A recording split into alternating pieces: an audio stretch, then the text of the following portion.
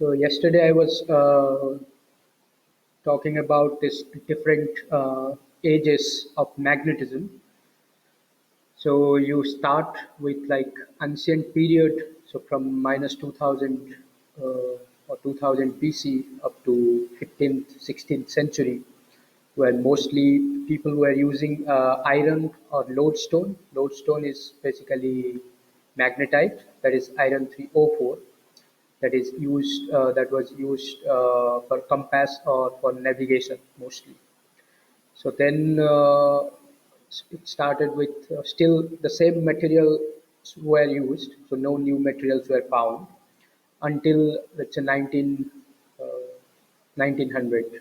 Okay, so in that era, so electrical steel was one of the main material, magnetic material. Of course, it was also used for building, construction, and so on. But also, people observed magnetic properties. Although the properties were the, uh, the magnetic field that it could generate was very small. Uh, and then, okay, and then in fact, new materials, actually, new magnetic materials that are being synthesized. It all started from 19 after 1940s or 1950s. So there are a lot of new magnetic materials like this alnico, then ferrites, then some permanent magnets like neodymium iron boron, and then there are many more. So this only here the list is only lists very few materials. So actually, it started with as people could manufacture new alloys, new composites. Uh, so they could explore many new magnetic materials. Okay. So this is again the same table where you have basically the division according to the stages or different eras, a little bit much broader applications and so on. So what is the striking feature of magnetic material? So, so you must have seen the hysteresis loop of a ferromagnetic material. So that means so when I'm talking about magnetic materials, right now we are discussing only about ferromagnetic materials. Okay. So they show a hysteresis loop, so where the magnetization lags behind the magnetic field, and then it also has a spontaneous magnetization. So that means you have some magnetization without applying any magnetic field.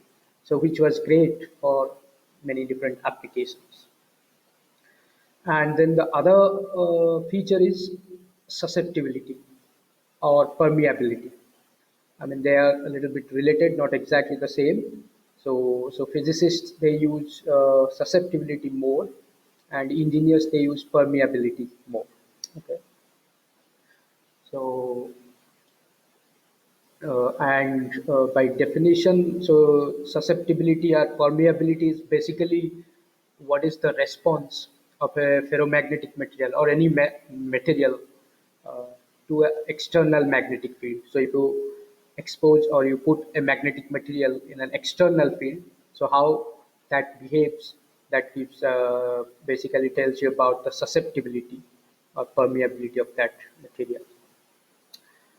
So, so we will come. I mean, you will see a lot of this hysteresis.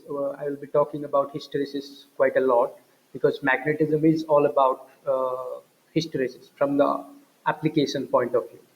Of course, modern applications nowadays has other magnetic materials which may not show hysteresis, but still traditionally and still hysteresis is the main component or the heart of magnetism.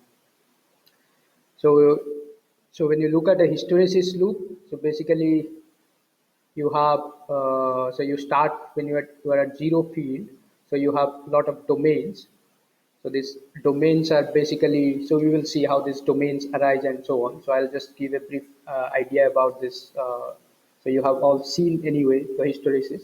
So you have saturation, so then you have a remanence, and then you have coercivity. So coercivity means, or coercive field is when the sample has again zero magnetization and it is in a demagnetized state where the domains are pointing in all random direction.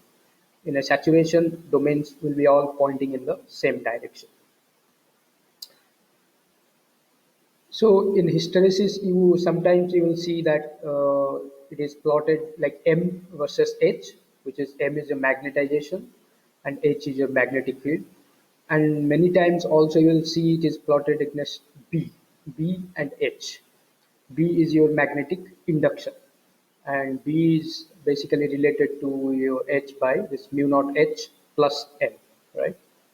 And when you look at this B and H, so the shape is different. Okay, so here you see the saturation, right, and coercivity and so on. But the shape of BH loop is little different, and that is exact why it's because you are adding a new term. So B is equal to mu naught H uh, plus M.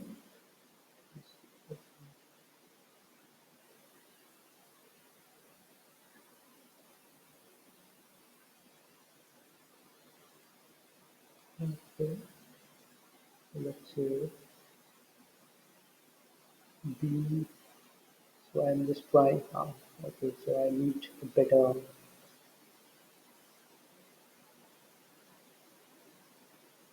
there is a little bit lag. Okay. Okay, so this is not what I want.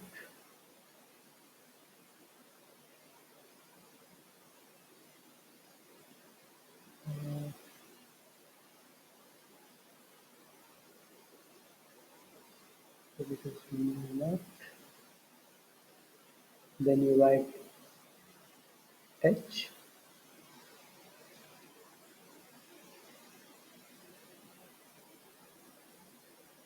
So these are all vector quantities. Okay.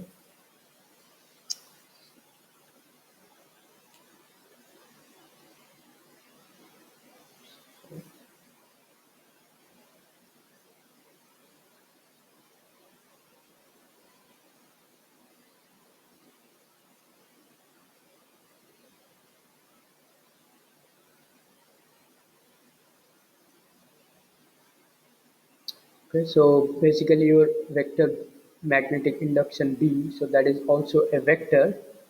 So which is mu naught H plus M, and that's why you see this kind of shape of B and H loop.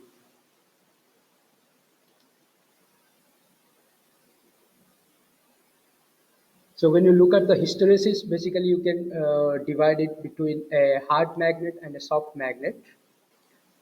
And what is a hard magnet? So hard magnet will have a large cohesive field. So Hc is quite large, and remanence will also be high, and it is difficult to demagnetize. So if you want to demagnetize a material or a hard magnetic material, you have to spend lot of energy to do that. But soft magnets are basically you can demagnetize easily, so very low remanence and low coercivity. So this loop is narrow always for a soft magnet.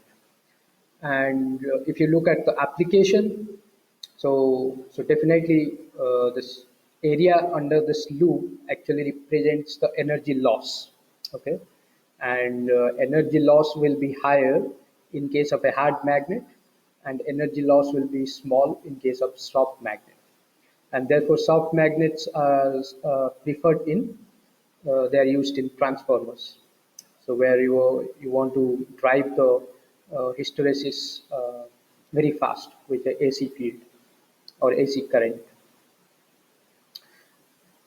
So when you look at the application of hysteresis, so in terms of hard magnets, so basically they are used for permanent magnets. Okay, so again this is the same. So this is like an ideal permanent magnet. How the hysteresis should look like. So it is almost like, so when you plot M versus H, it is almost like a square shape, right?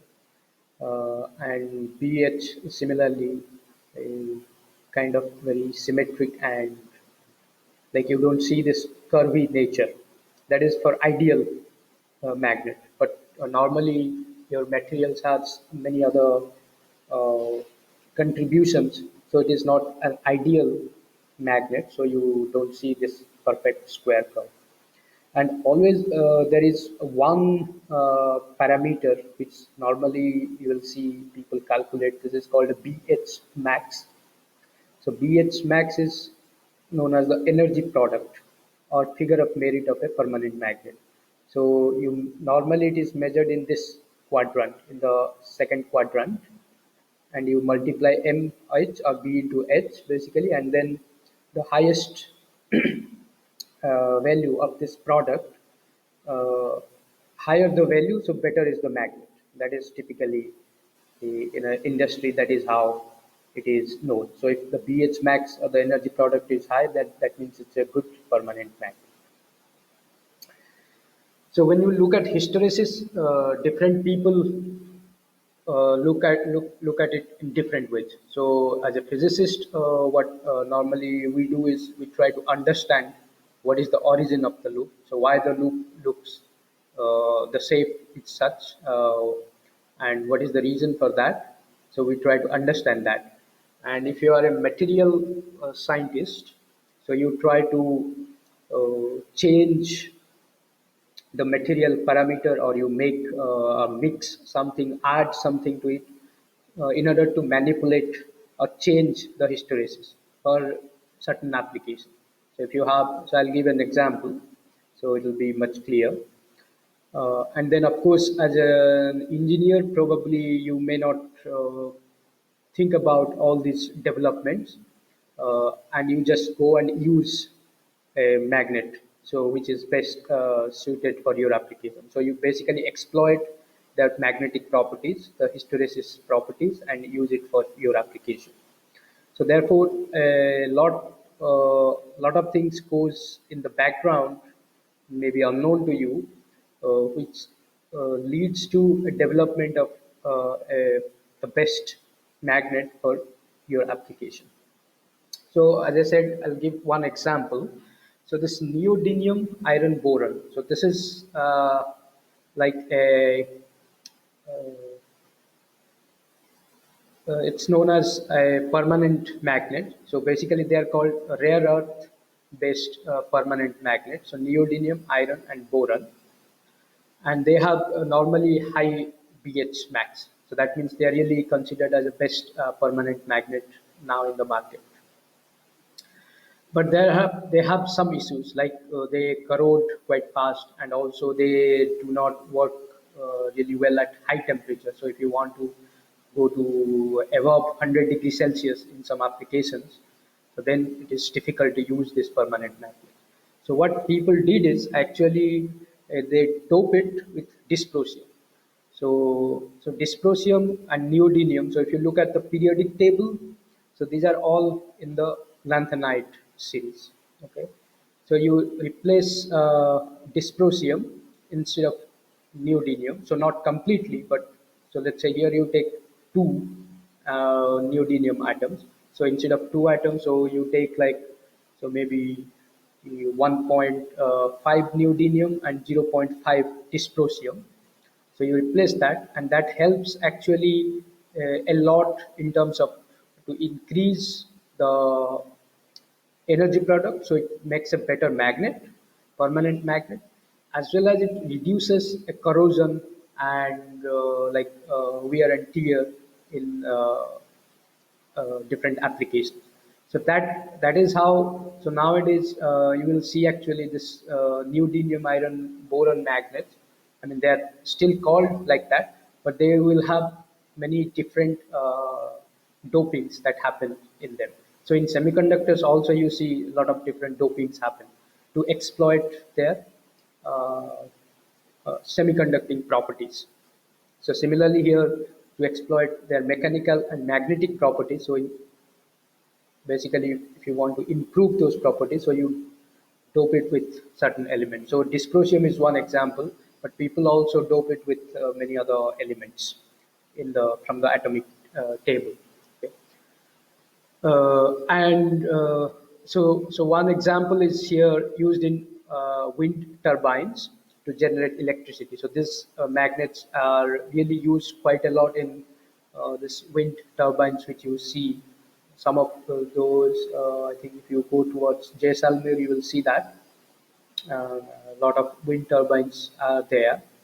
So these wind turbines are actually have like the generator has this permanent magnet, so that you can convert your mechanical energy into electrical energy.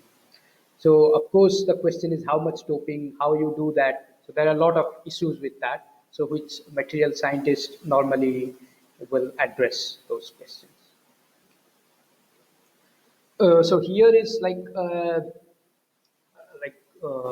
whatever the hysteresis, I mean, whatever in a material that can affect a hysteresis has been mentioned. So in this course we may not touch everything. So I mean, as I say, hysteresis depends on the intrinsic magnetic properties. So intrinsic magnetic properties might come from the electron's magnetic moment, or how the magnetic moment is arranged in an atom, in a crystal, and what is the spin angular momentum, orbital angular momentum, and so on. So we will see how this comes in, like how magnetism comes or arises in an atom. So then, of course, it depends on the interaction between atoms, neighboring molecules, uh, and then there is also extrinsic parameters which also affect uh, the hysteresis. Okay, so even like how the structure of a material that also affects the hysteresis. So we may not touch everything because that will be like one course in itself. Uh, so we will touch maybe few things of these parameters which are like most relevant and which actually affect the hysteresis much more than others. So magnetism actually also exists in different length scales, right? So electrons, they are magnetic. They have some magnetic moment. If you look at an atom, that is also magnetic. So we will see how that magnetic moment arises. So you already know about how you can produce magnetic field using current, wires, or different loops. Uh, so that you already know from electrodynamics. Of course, magnetism also has like depends on the thermodynamic parameter. So you can actually understand magnetism from pure thermodynamics. So like you calculate the free energy and the entropy, and the energy, magnetic energy of the system. So then you can also understand a lot about thermodynamics or the magnetic properties, especially when we are talking about the Curie temperature. To understand that, so thermodynamics is normally used. So that is like a when you want to understand phase transition in magnetic materials. Of course, then there is also material science where you want to understand the formation of domains, domain walls, and how you can uh, control the size of the domain walls in a material. That is part of this material science.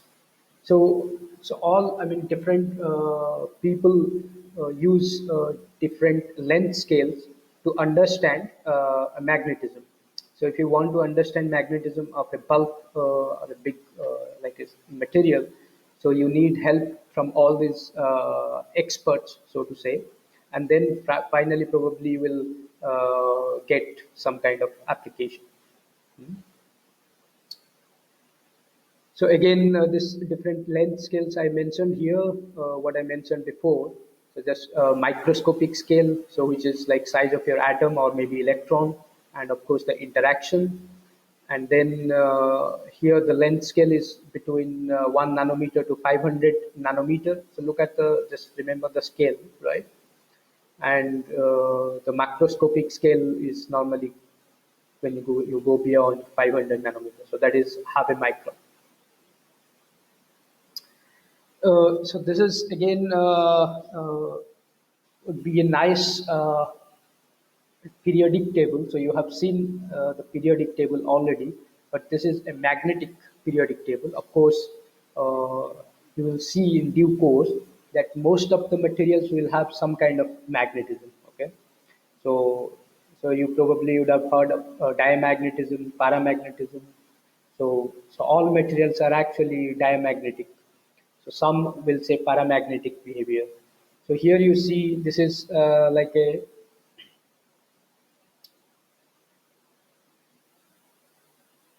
So here you see these yellow elements are always these are paramagnets, okay, and then the blue ones, iron, cobalt, nickel. So you know already they are ferromagnets. So then there is one from this lanthanide series that is gadolinium. So that is also ferromagnetic, and then most of are either paramagnetic or diamagnetic. So these are all diamagnetic, all these white elements. Okay,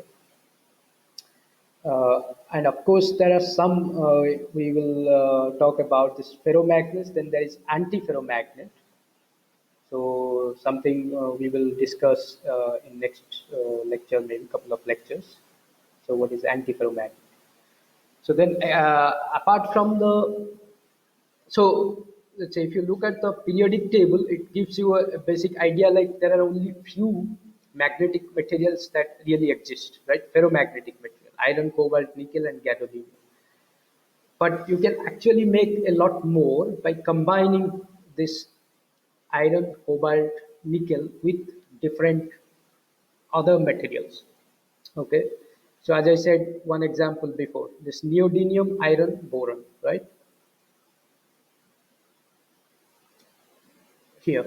So this example here. So it has iron, right? So any magnetic material, actually ferromagnetic material, so to say, will have either this iron, either or cobalt or nickel. So it should have at least these three elements in that. Otherwise, it is impossible to get a magnetism, ferromagnetism. Of course, nowadays there are many new nanomaterials which might show magnetism, but this is not right now the scope for you to know about that. So maybe when you go deeper into magnetism in future, you will know or you will get to know different materials which can be actually ferromagnetic without having these elements. Okay, but but all traditionally magnetic materials which are used in application will always have these three components: iron, cobalt, nickel in some amount. Otherwise, it will not be magnetic. Okay, apart from the hysteresis, so the magnetic materials actually see some other, like they have some other physical properties. So you might have heard about Curie temperature, for example. So Curie temperature is the temperature, this is known as a critical temperature, where your magnetic material becomes paramagnetic. Okay, so below Tc, so in this region it will be paramagnetic, and above Tc it is this is ferromagnetic. Above Tc it will be paramagnetic. So this is one example, nickel. Uh, so where you plot the magnetization, and this magnetization changes varies as a function of temperature, uh, and you can tell what is the dependence M versus T dependence from this plot, and that tells you that M, the magnetization, will vanish at a particular temperature Tc, which is a Curie temperature. And then if you look at coercivity, so coercivity is also like one of the main features in magnetic materials. So this is a plot which shows basically how the coercivity change of materials actually as new materials were discovered or made. So how the coercivity, the value of coercivity changes over time. So if you look at the hard magnetic material, so and remember what is the unit here, ampere per meter. Okay, so this is the coercivity. So as you said, like uh, in, uh, like 1,000 years ago, so there were only couple of materials that was known, and they have quite few or small coercivity. Now, as we come into the 21st century, so we see more and more materials are being uh, made or found, new materials were synthesized. And of course, what was the reason? So, in one case, we said one is a hard magnetic material, another is soft magnetic material. So then the hard magnetic material, the coercivity is increasing, and probably in future, maybe some new magnetic material can come, uh, which will have a higher coercivity. So similarly, in the soft case, the coercivity is actually decreasing. That is what we need, right? So the for the soft magnetic material, the hysteresis loop should be narrow, and that's why as we go into 21st century, we found new materials with narrow hysteresis.